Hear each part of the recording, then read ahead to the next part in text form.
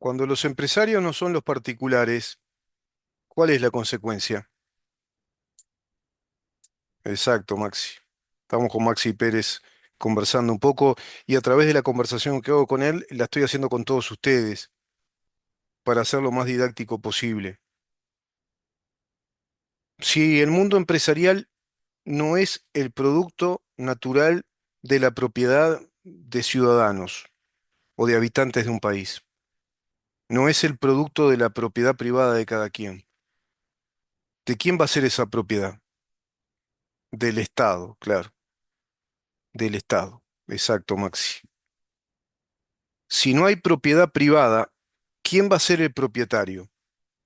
El Estado, claro. Pero el Estado es una abstracción. En verdad es una tecnología de poder que puede ser una tecnología benigna o maligna. La historia ya lo demuestra. La historia es un enorme campo empírico demostrativo de las distintas teorías de Estado. Los estados concentradores de poder político y estados abarcativos de actividades económicas, culturales, de enseñanza, actividades industriales, son estados totalitarios, están modelizados bajo una idea que concibe al Estado como el dueño y señor del destino de esa sociedad organizada a través de esa tecnología de poder que es el Estado. El Estado nazista, el Estado fascista, el Estado comunista o el Estado socialista comunista, lo mismo. Unión Soviética, la Rusia soviética, la Europa del Este alineada a todo ese mundo soviético, comunista, la Cuba comunista, la Cuba castrista, la Venezuela actual de la Revolución Bolivariana de Hugo Chávez Frías. Son estados totalitarios que detentan el poder, el patrimonio y el ejercicio del poder político y del ejercicio y el poder económico del patrimonio estatal. Pero en verdad, el Estado es una abstracción, una tecnología, y el Estado pasa a convertirse en gobierno. El gobierno totalitario se consubstancia con la estructura del Estado y los verdaderos patrones y propietarios de ese modelo estatizador son los gobernantes. Son los Nicolás Maduro, los Diosdado Cabello, la familia Castro en Cuba, Daniel Ortega en Nicaragua. En el kirchnerismo, Cristina quería seguir y seguir adelante para ser prácticamente la propietaria de Argentina, no solo de Tierra del Fuego, que fue el primer proyecto con su marido, ser los propietarios de Tierra del Fuego y de Calafate y de toda esa zona, y después siguieron y pretendían ser los dueños propietarios del Estado argentino, no solo robando dinero, sino robando institucionalidad. Porque acá el robo más grande es cuando te quitan el derecho de propiedad, cuando el Estado te dice, se terminó el derecho de propiedad. Y siempre van por la misma vía. En este proceso populista revolucionario, en este proceso que lleva décadas, que está instalado desde las décadas del 90 en América Latina, concretamente con la inauguración del Foro de San Pablo en 1990, y comienza con la primera gran revolución pro Foro de Sao Paulo, que es la revolución bolivariana de Hugo Chávez Frías, en 1998. De 1998 al 2024 hay todo un proceso de un populismo revolucionario que tiene un sello ideológico, el comunismo, socialismo del siglo XXI. El populismo es una estrategia, es el discurso, el mensaje dado al pueblo como una alternativa de poder a nivel nacional de parte de las izquierdas marxistas organizadas como coaliciones en cada uno de nuestros países y a su vez internacionalmente organizadas desde el Foro de San Pablo, que es la Internacional Comunista, que plantea toda la doctrina política, económica y social del Estado a llevar a cabo, donde ahí está todo el plan doctrinario, la receta doctrinaria, en ese documento llamado Socialismo del siglo XXI. Ese documento lo replican en las bases programáticas del Frente Amplio, que trasladan ese modelo socialista comunista hacia un modelo de gobierno que en verdad lo que está pretendiendo siempre desde el Frente Amplio es construcción de poder político y construir un nuevo Estado, un Estado cada vez más social marxista, un Estado social marxista, no el Estado de Derecho Republicano Democrático. Entonces van por la misma vía, la vía populista, que es esta guerra civil legal. Ventura que viene y te dice, tenemos que poner un coto a las transferencias de los distintos negocios porque es la manera de evitar el lavado del dinero. Cualquier cosa, cualquier mamarra, cualquier verdura tira. Si fueran productores de verduras serían millonarios. O si fueran productores de fruta, pues tiran cualquier fruta. Más que la de la bebida famosa, con la publicidad del que tira fruta. El lavado de dinero se combate por otro lado, Ventura. Es la Ventura desventurada, la senadora comunista del Frente Amplio. Pero después tenés por otro lado al director del BPS, Ariel Ferrari, que de velocidad no tiene nada, sino que es muy rápido, sí, para incorporar ideas comunistas y plantear la exoneración tributaria de los patrones, de las patronales y empresas en los aportes al BPS, generando inestabilidad institucional, inestabilidad a la protección financiera y va a provocar un efecto económico inmediato que es la retracción de los empleadores, pues dicen, no, ahora tengo menos exoneraciones y cada empleado que yo asuma tener me, me exige más pago, más gasto. Entonces van a emplear menos, más trabajo por la vía ilegal, empleo, digamos, en el mercado negro de producción, mercado negro del empleo. No va a darse el crecimiento necesario de la economía uruguaya por la vía legal, por lo tanto, Uruguay o ahoga empresas que se allanen a esos cambios hasta donde puedan, otras se van a ir, se van a retirar y otras van a contratar en negro o directamente no van a contratar trabajadores y surgirán empresas piratas que trabajan en el mercado negro. Por lo tanto, ¿qué se da? Una retracción económica muy fuerte, un proceso recesivo de la economía uruguaya, porque perdió estabilidad institucional, por lo tanto, ¿qué perdió? Previsibilidad, perdió confianza, como ya la estaba perdiendo con el plebiscito comunista del PCNT. Orsi y Odone discutiendo si van a poner más impuestos o no, y si es conveniente o no hacer un ajuste de los combustibles mes a mes. Ahora dice, se ve que le dijeron que diga, en una nota de la diaria, dice Yamandu Orsi que no ve nada conveniente hacer un ajuste mes a mes de los combustibles. Y no es nada conveniente, Orsi, porque los combustibles te va a marcar el precio de paridad a las importaciones según la cotización del barril, del Brent, que es el que compra Uruguay, del barril del petróleo y la cantidad de barriles que tenés que comprar en el promedio de barriles que hay que comprar para producir el combustible que hay que producir, que además se compra por adelantado. Uruguay nos está cobrando ahora precios de un combustible comprado hace tiempo. Y el nuevo combustible que compre, el nuevo petróleo, es para hacer acopio. Pero además Uruguay no tiene grandes depósitos para hacer reservas de petróleo. Tampoco invirtieron en esa infraestructura durante el Frente Amplio. 15 años. Siquiera invirtieron en una planta potabilizadora de agua con el fenómeno del calentamiento planetario y todo ese ambientalismo que ustedes también profesan y pregonan por doquier. No hicieron una reserva de agua para potabilizar, siquiera eso. Y no tenemos plantas de almacenaje importante de barriles de petróleo tampoco, porque ustedes no invirtieron. Como no invirtieron en caminería, no invirtieron en puentes, no invirtieron en puertos, no invirtieron siquiera en escáneres, no tenían escáneres los puertos de Montevideo, por los que se fugaban las toneladas y toneladas de droga, las toneladas y toneladas de cocaína. Pero sí tenemos un país productor de droga con José Mujica. Un país narcotraficante y narcoproductor, porque produce la marihuana, compra las semillas, hace la siembra y la cosecha, la produce, la empaqueta, le pone el código QR, las distribuye por las distintas farmacias y cobra el dinero de quienes son los empresarios de la marihuana, entre ellos Mujica. Vamos a dar un informe de quiénes son los empresarios de todas las plantaciones, cosecha, asesoramiento tecnológico, asesoramiento agropecuario, cálculo de mercado, distribución, empaquetado, encintado, código QR, post y cadena económica de la venta y distribución de la marihuana. Entonces están mintiendo todo el tiempo están mintiendo y hablando de qué, de un ajuste fiscal, pregunto, o ya de un ajuste estructural, de un cambio más profundo de la economía, que mañana lo voy a narrar y lo voy a poner en pantalla cuando conversemos este tema con Nahuel Esperanza.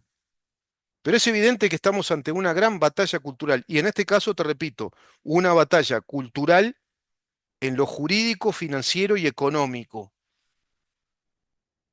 Y tiene que ver con esos tres círculos, la legitimidad filosófica, la legitimidad social y la legitimidad jurídica, que son los tres grandes ámbitos o círculos de la legitimación en democracia. Lo que la sociedad legitima luego presiona a que el sistema político legitime y quede como una política de Estado. Es evidente que este tema no ha sido resuelto a través de los siglos, el tema de la libertad. La libertad está a prueba y está más a punto de morir en nuestro país que de tomar vigor.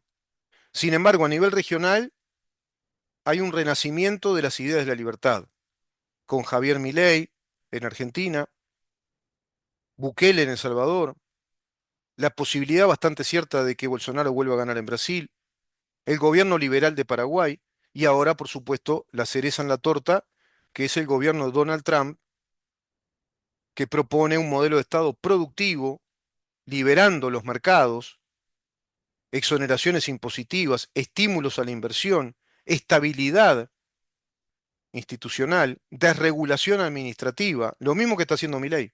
Milei está haciendo un impacto enorme en ese sentido. Y mañana te voy a hablar de este tema, y lo vamos a conversar con Abuela Esperanza, qué significa un ajuste estructural como el que está haciendo Milei, que es un ajuste estructural benigno, positivo. No es solo un ajuste fiscal, está haciendo un ajuste estructural porque está reestructurando el basamento jurídico, financiero, contable, económico, como modelo para provocar, producir un modelo económico de desarrollo en Argentina, dando la estabilidad de un Estado de Derecho. Eso que se plantea en el Foro Madrid.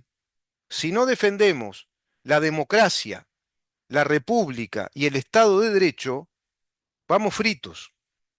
Completa perversión de la ley, dice Frédéric Bastiat, otra vez aparece el amigo, en este libro La Ley. Fíjate que parece que nos estuviera hablando ahora este eminente escritor, economista, empresario, ensayista, político, francés de primera mitad del siglo XIX. Por desgracia, es mucho lo que falta para que la ley esté encuadrada dentro de su papel. Ni siquiera cuando se ha apartado de su misión lo ha hecho solamente con fines inocuos o defendibles. Es decir, cuando la ley se aparta de su rol natural, de lo que es su rol eminentemente técnico, científico, en el marco de un Estado de Derecho, no solo se aparta bajo la buena voluntad de otros afanes ideológicos, de una voluntad revolucionaria convencida, aunque equivocada, sino que tiene que ver con afanes codiciosos, con procurar más y más dinero y poder económico, concentrando poder político desde quienes viven de la prédica ya anquilosada, infantil, de un modelo comunista.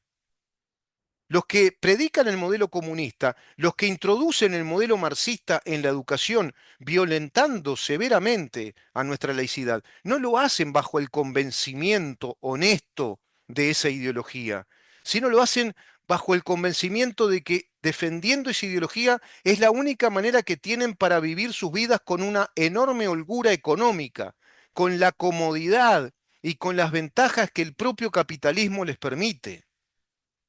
Porque la gente que milita en las ideas de izquierda marxista, la propia ideología te da el síntoma, son incapaces de poder sobrevivir a un modelo verdadero de libertades en el ámbito privado, porque no los contrata nadie.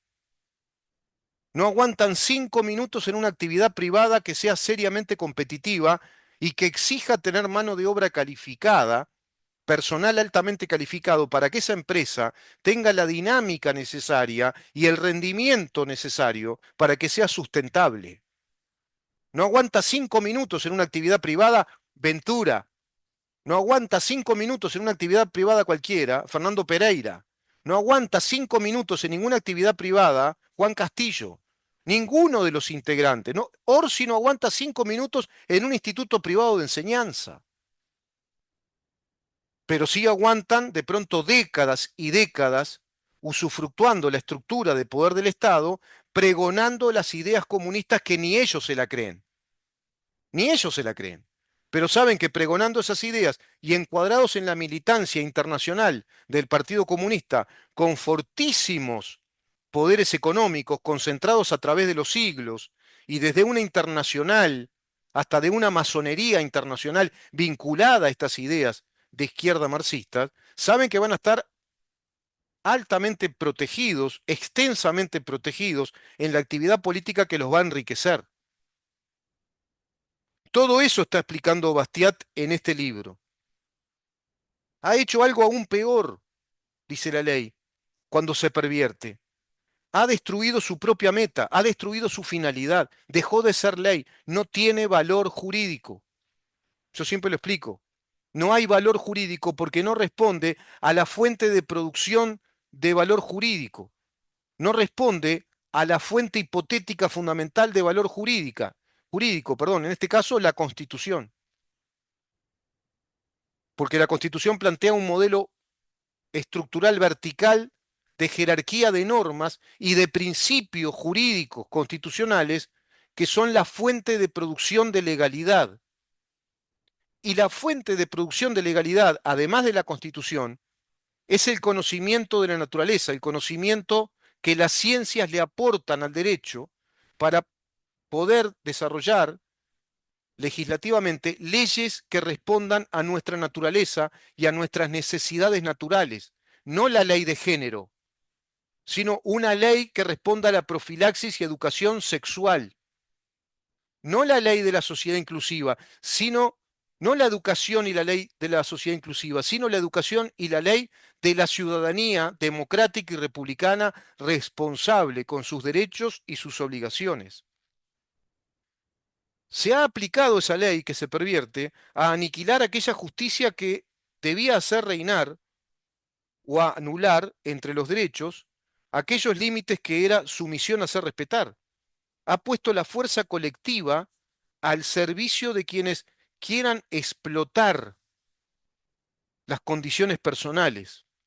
Ha puesto al servicio colectivo, sin riesgo y sin escrúpulos, han expuesto a las personas a la libertad, a la propiedad, porque exponen a que quienes gobiernen con esa ley pervertida van a expoliar, van a agredir los derechos personales, las libertades y la propiedad privada, porque van a tomar a la propiedad ajena como propiedad propia a través de la confiscación. Eso hace el comunismo.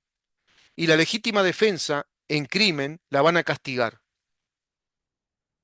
El ejercicio de nuestra legítima defensa va a ser castigada por una justicia ideológica. Ya lo estamos viviendo en Uruguay. ¿Cuáles son sus consecuencias entonces? La ley se ha pervertido bajo la influencia de dos causas muy diferentes. El egoísmo carente de inteligencia, es decir, traducido, la estupidez, la ignorancia, y la falsa filantropía, es decir, la demagogia. La demagogia política que se viste de filántropa o de asistencialista, y por otro lado, el egoísmo ignorante, la codicia egoísta, que es, en definitiva, la idiotez. La idiotez que pugna y propugna más y más idiotez, colectivizando la idiotez desde el sistema educativo que pervirtió el sentido legal de la laicidad de nuestro sistema de enseñanza, porque no sirve al comunista educar ciudadanía con altos valores republicanos y con conocimiento. No le sirve a un régimen totalitario y socialista desarrollar un modelo educativo que permita una sociedad cada vez más cognitiva, más sapiente, con más capacidad de conocimiento y desarrollo, porque esa sociedad va a exigir más y más libertad, va a necesitar de la libertad, como necesitamos el oxígeno para respirar, como necesitamos la sangre limpia que fluya libremente en nuestro organismo, en nuestro cuerpo para vivir, y el oxígeno para oxigenarla. Las personas cada vez más educadas, más preparadas, con más conocimiento, van a exigir naturalmente más libertad. Y por lo tanto, todo modelo totalitario va rápidamente a eso que una vez dijo con el puño cerrado izquierdo, con la mano levantada y el puño comunista cerrado, José Bayardi, en una convención del Foro de San Pablo del año 2017. José Bayardi, el ex ministro de Defensa, José Bayardi, el senador del Frente Amplio, José Bayardi, el emisario del Frente Amplio a distintos organismos latinoamericanos del Foro de San Pablo, José Bayardi, en esa convención del año 2017 del Foro de San Pablo, con el puño crispado y cerrado, el puño comunista, vociferaba: nosotros los marxistas latinoamericanos necesitamos urgentemente tomar el ejército, la educación y la justicia de nuestros países. Y así lo hicieron. Y en el 2017 lo hicieron, acabadamente hicieron lo que José Bayardi propaló, vociferó en esa convención del Foro de San Pablo del año 2017. Tomar el ejército, tomar la justicia y el sistema educativo. Y ahí se da precisamente la revolución populista por la vía gramsciana, es decir, legitimar desde la educación un modelo totalitario, tener la justicia al servicio del modelo totalitario y tener el ejército al servicio del modelo totalitario, porque es tener el monopolio de la fuerza del Estado al servicio del modelo totalitario de Estado y tener una usina propagandística que te haga sustentable el modelo a través del sistema educativo, con generaciones y generaciones idiotizadas, estupidizadas, con un modelo doctrinario que las va preparando, las va dejando maleables y aptas para vivir bajo el régimen totalitario, expoliador de nuestras libertades, el que nos roba la libertad y la propiedad privada, el que nos roba cualquier proyecto de vida que puedas tener como persona, naturalmente. Eso eligieron los uruguayos el 24 de noviembre de este año 2024. Vaya tarea que tenemos ahora los liberales de este país, que somos pocos, de advertir, de concientizar a esta población idiota que agarró por un mal camino y que nos compromete a todos, compromete todas nuestras familias, compromete todos nuestros proyectos de vida y muy particularmente y de modo determinante y trascendental, el futuro de vida, el proyecto de vida de los niños, de los chiquitos que ya nacieron, de los que están naciendo, de los que van a nacer, de los adolescentes, de los jóvenes que están emprendiendo. Comprometieron todo. ¿No se dieron cuenta de lo que votaron? Bueno, un porcentaje no. Y el otro porcentaje adoctrinado sí votó según su doctrina. Vamos a una pausa y continuamos.